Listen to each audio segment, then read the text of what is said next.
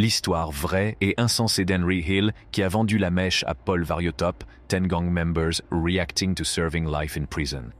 Préparez-vous à entrer dans le monde des membres de gangs notoires alors qu'ils font face à la sinistre réalité des peines de prison à vie pour leurs crimes odieux. Soyez témoins de leurs réactions choquantes, de l'indifférence stoïque à l'arrogance effrontée, alors que le poids de la justice les rattrape enfin. C'est parti. 1.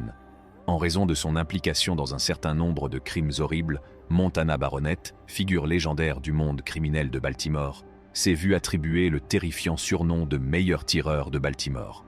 Il a acquis cette réputation en raison de sa participation à de nombreux meurtres. Son règne de terreur a pris fin lorsque la justice l'a finalement rattrapé et qu'il a été condamné à 2 peines de prison à perpétuité pour sa participation à 6 meurtres. Ces peines ont mis fin à son règne du mal. Les procédures judiciaires qui ont abouti à la condamnation de Baronnett reflètent clairement l'impact désastreux qu'il a eu sur l'ensemble de la communauté. L'idée qu'il ne serait probablement plus jamais libre a apporté une certaine consolation aux familles de ceux qui avaient perdu un être cher à cause de ses activités et qui se remettaient de l'énorme perte qu'il avait causée. L'une des mères, Valencia Bullock, dont le fils Antonio Addison était l'une des victimes de Baronnett, a témoigné de sa profonde douleur en qualifiant son fils de personnification du mal et d'enfant du diable. Parmi les victimes de Baronnett, on compte de nombreux jeunes hommes. Sa déclaration éloquente a touché la corde sensible du juge et du jury, soulignant à quel point Baronnett avait multiplié leurs souffrances. Les activités illégales de Baronnett ne se limitèrent pas à un seul événement, mais faisaient partie d'un réseau de drogue plus large qui opérait dans le quartier de Sandtown. La dureté et l'insensibilité de son comportement ont laissé une marque indélébile sur le quartier, et la peine qui lui a été infligée visait à donner un semblant de solution à ceux dont la vie avait été affectée par ces actes. 2. George Thomas, le célèbre chef du redoutable 28 Gang, a été condamné à 75 ans de prison pour son implication dans une série de crimes horribles, dont 7 meurtres commis de sang-froid. Ces crimes incluent l'implication de George Thomas dans une série de crimes horribles, dont 7 meurtres commis de sang-froid. Le quartier a été bouleversé par ce verdict historique, qui a enfin mis fin au règne de terreur de George Thomas, et a provoqué une onde de choc dans toute la communauté. Le procès qui a abouti à la condamnation de Thomas a démontré les efforts incessants déployés par les forces de l'ordre pour le rendre responsable des actes odieux qu'il a commis. Les preuves présentées contre lui ont donné l'image terrible d'un homme qui n'avait aucun respect pour la vie humaine et qui était responsable de plusieurs actes de violence et d'activités illégales. Cet homme était également responsable de multiples actes de terrorisme. La sévérité de la peine infligée à Thomas est proportionnelle à la gravité des crimes qu'il a commis et à la dévastation qu'il a causée au voisinage à la suite de ces actes. La perte tragique de 7 vies a laissé des familles endeuillées et une communauté dans l'effroi. Et la sanction visait à envoyer un message fort qu'une action aussi cruelle ne serait pas autorisée par la société dans son ensemble, en montrant très clairement qu'un tel comportement ne sera pas toléré. 3. Little Tony et Smack, tous 2 membres des tristement célèbres 8 Trey Gangster Crips, ont été contraints de faire face aux répercussions catastrophiques de leurs actes lorsqu'ils ont été condamnés à la prison à vie pour le meurtre violent d'un enfant de 9 ans. Le crime qu'ils ont commis consistait à battre le garçon à mort.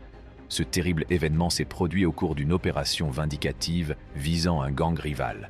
Néanmoins, une terrible erreur de calcul a entraîné la perte de la vie d'un jeune qui n'avait rien fait de mal. Brandon White, le jeune garçon qui a été tué, était un enfant aux yeux bleus clairs et au cœur pur. Il avait 9 ans et n'avait jamais été impliqué dans une quelconque activité de gang ou dans un comportement violent. Lorsque Little Tony et Smack, motivés par la colère et une vengeance mal placée, ont ouvert le feu sur ceux qu'ils croyaient à tort être la voiture d'un membre d'un gang adverse, il a été l'un des innocents tués dans les tirs croisés. Ils ignoraient qu'il s'agissait de la voiture de la tante de Brandon et que celui-ci était assis à l'intérieur, sans se douter de la menace qui se cachait dans les buissons.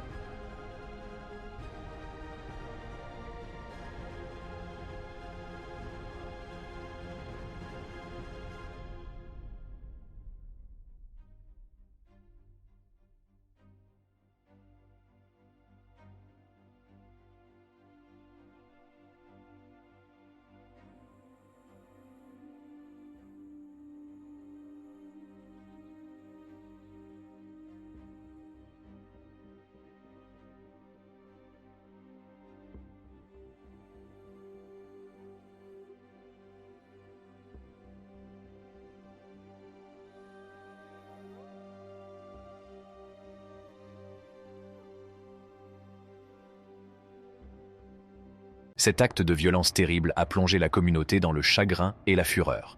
La catastrophe a créé dans la famille de Brandon des blessures qui ne se refermeront jamais complètement, et la famille en a été détruite. Au fur et à mesure de l'avancement de l'affaire, la salle d'audience a été remplie de témoignages émotionnellement pénibles qui ont mis en lumière l'impact tragique de la violence des gangs sur la vie de personnes innocentes. Little Tony et Smack ne semblèrent pas comprendre la gravité de leur comportement au cours du procès, comme en témoigne leur manque de contrition. Le fait qu'ils aient été condamnés à la prison à vie a rappelé que les répercussions d'une telle brutalité seraient traitées avec toute la rigueur de la loi. Il est possible que la justice qui a été rendue ne puisse jamais réparer les dommages irréparables qui ont été causés.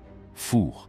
Devant le tribunal de district du comté de Jefferson, Colorado, Abel Gallegos a été jugé pour l'enlèvement et le meurtre de Simone Duran Gallegos et de 2 autres personnes, et il a été reconnu coupable des 2 chefs d'accusation. Il a été reconnu coupable des 2 chefs d'accusation et condamné à la prison à vie sans possibilité de libération conditionnelle, en plus d'une peine de 163 ans de prison.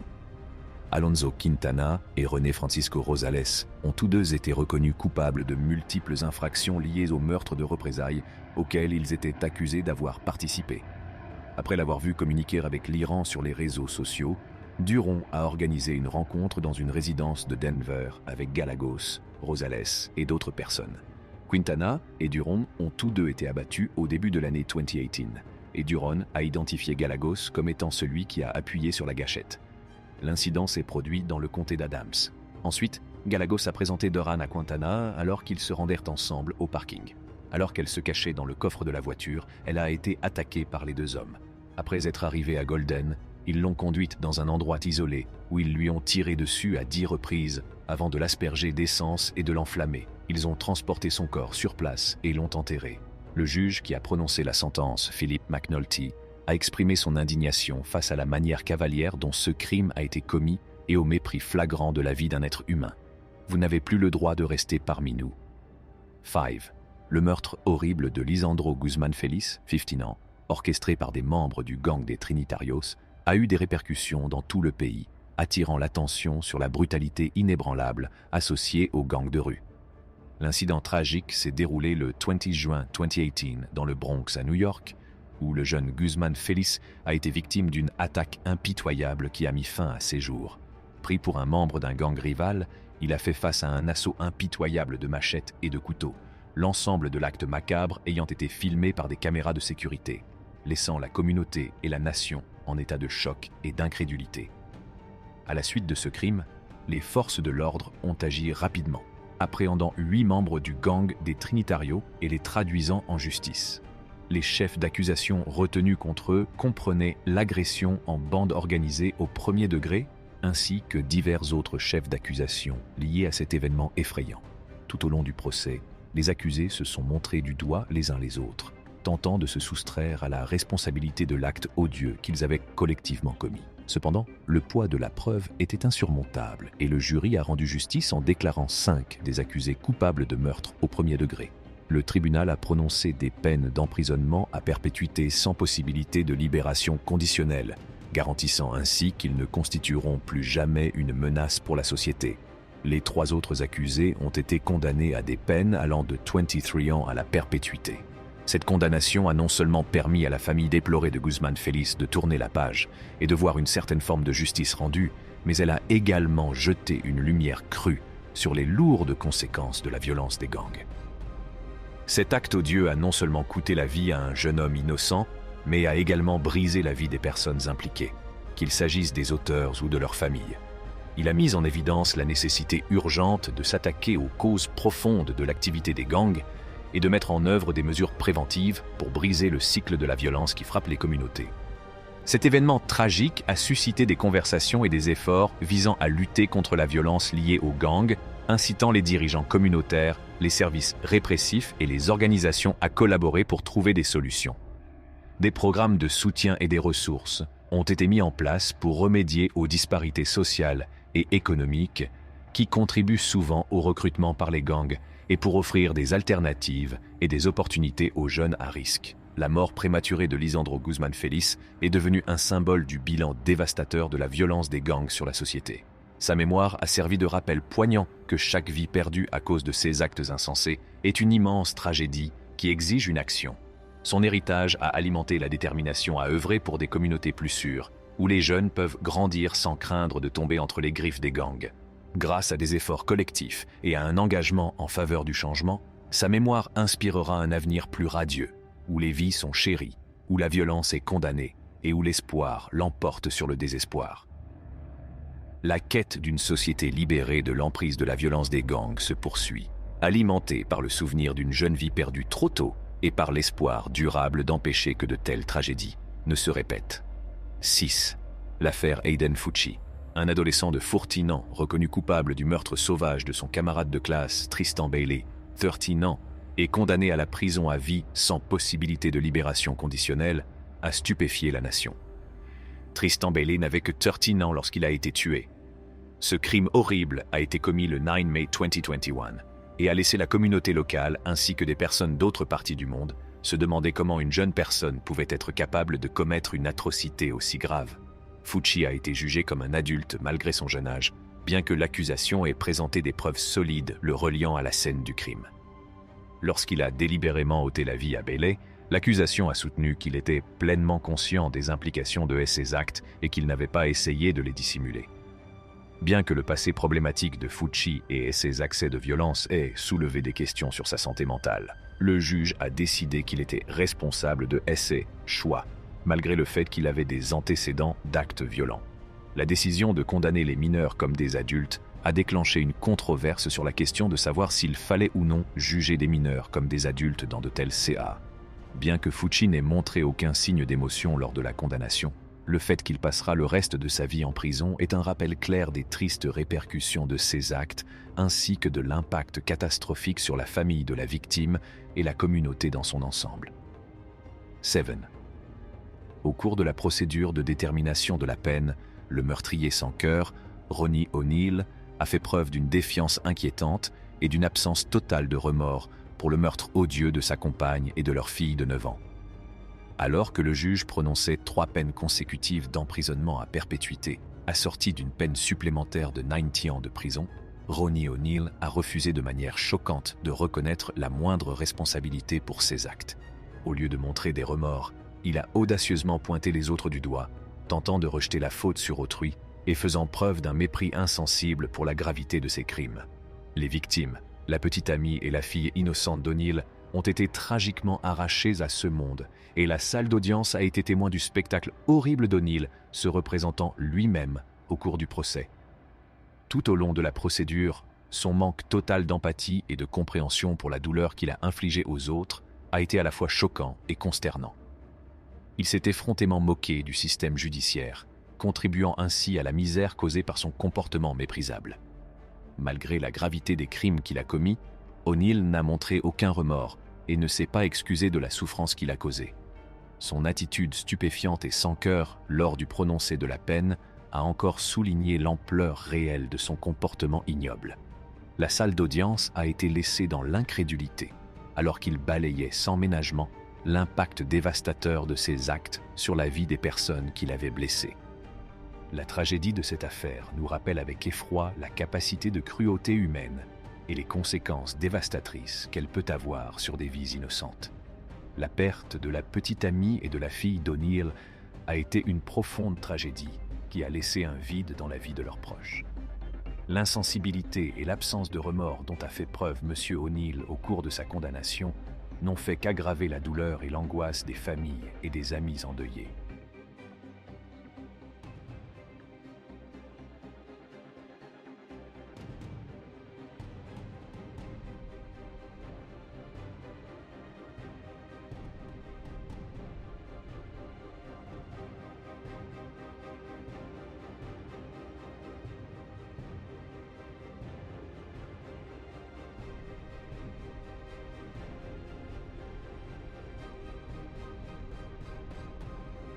Lorsque le marteau est tombé, infligeant à O'Neill le poids de la justice, la société s'est vue rappeler l'importance de l'empathie, de la compassion et de la responsabilité face à une cruauté aussi inimaginable.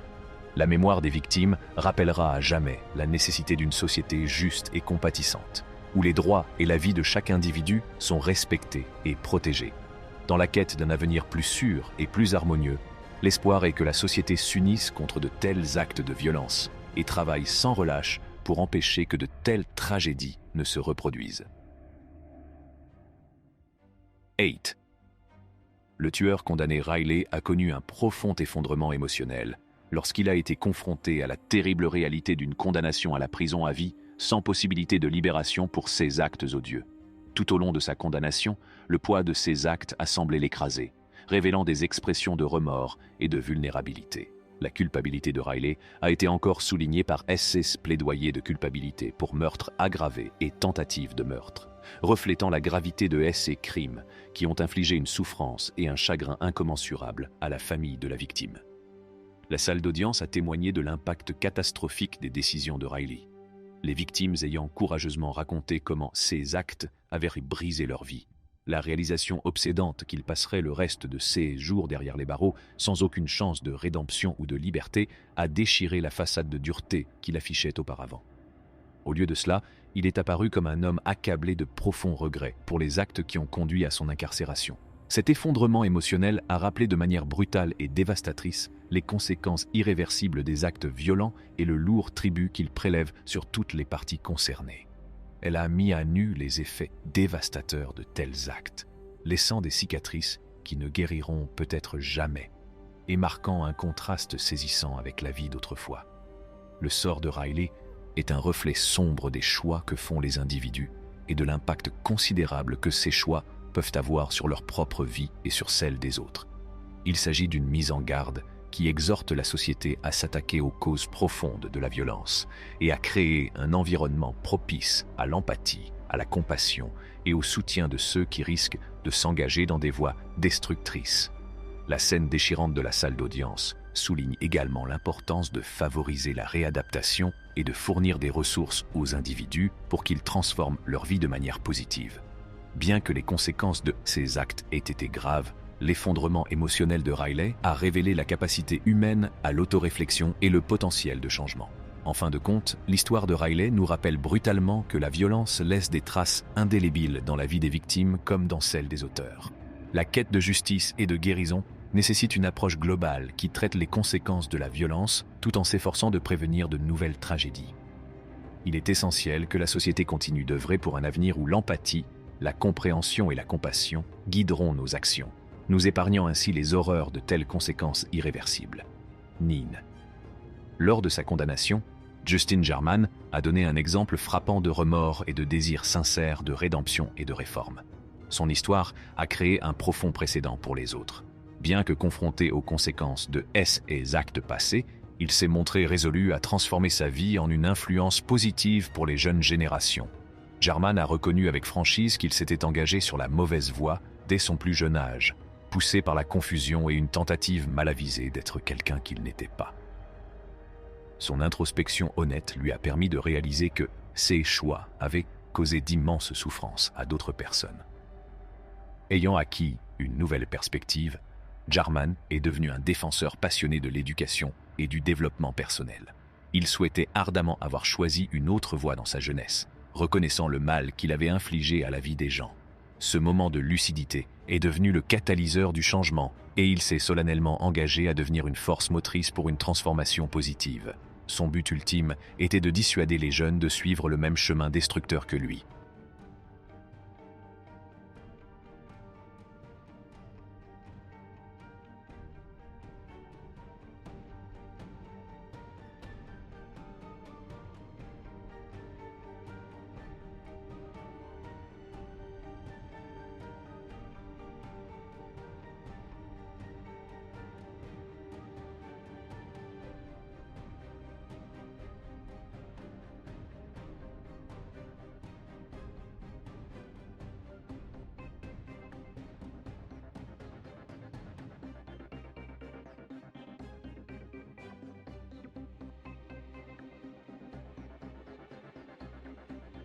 Le parcours de Jarman est un rappel poignant du pouvoir de l'introspection et du potentiel de développement personnel et de rédemption. En affrontant courageusement les conséquences de son passé et en assumant la responsabilité de ses actes, Il a fait preuve de courage pour s'engager sur une voie nouvelle et plus constructive. Sa transformation souligne l'importance de soutenir les personnes qui cherchent à abandonner une vie criminelle et à saisir les opportunités de changement positif. Son engagement à être un exemple positif pour les plus jeunes résonne comme une lueur d'espoir, prouvant que le passé d'une personne ne dicte pas son avenir. L'histoire de Jarman offre de précieuses leçons sur l'importance d'apprendre de ses erreurs et d'utiliser ses expériences pour faire une différence significative dans la vie des autres. Le parcours de Justin Jarman est une source d'inspiration pour la société, car il nous rappelle à tous le potentiel de rédemption et le pouvoir de la compassion face aux transgressions passées. Il appelle à une société qui favorise l'épanouissement personnel, en offrant une seconde chance à ceux qui cherchent sincèrement à s'amender et à apporter une contribution positive à leur communauté. En reconnaissant les conséquences de ses actes et en transformant sa vie, l'exemple de Jarman montre la force de la résilience humaine et les possibilités qui se présentent lorsque les individus choisissent la voie du remords, de la rédemption et de l'espoir. Dans un acte de vengeance écœurant, des membres du gang vicieux des Reckless Tigers, dont Joseph Lamborn, Peter Lee et Young Yu, ont été responsables d'un meurtre sauvage commis sur un homme qui avait eu l'audace de témoigner contre eux. La victime a été prise pour cible parce qu'elle avait osé témoigner contre le groupe. Les événements horribles qui se sont déroulés pendant la commission de ce terrible meurtre nous ont rappelé les dangers auxquels sont confrontés les individus qui s'opposent à des groupes criminels. La victime, un homme courageux, qui s'était courageusement présenté pour fournir des preuves essentielles contre le gang, s'est retrouvé dans le collimateur de leur malveillance après avoir fourni des preuves essentielles contre le gang. Lamborn, Lee et Yu ont cruellement mis leur plan à exécution, réduisant le témoin au silence à tout jamais dans un déferlement de violence, alors qu'il n'avait aucune considération pour la valeur d'une vie humaine. La nature malveillante du gang des Reckless Tigers a été révélée au grand jour au fur et à mesure que le procès prenait de l'ampleur, pour que tout le monde puisse la voir et la comprendre. Ceux qui étaient présents à l'époque ont raconté des histoires d'effroi, d'intimidation et de mainmise du gang sur le quartier. Ceux qui ont eu l'audace de se mettre en travers de leur chemin ont eu froid dans le dos en raison de leur comportement impitoyable. Le jugement rendu par le tribunal a démontré l'engagement de la société à faire respecter la justice et à protéger ceux qui aident héroïquement à amener les criminels à répondre de leurs actes. Même si une vie a été inutilement perdue, la condamnation de ces membres de gangs vicieux envoie un message fort. Les actes de violence et d'intimidation de cette nature ne seront pas tolérés. N'oubliez pas d'appuyer sur le bouton « J'aime » et de vous abonner à notre chaîne. Merci d'avoir regardé.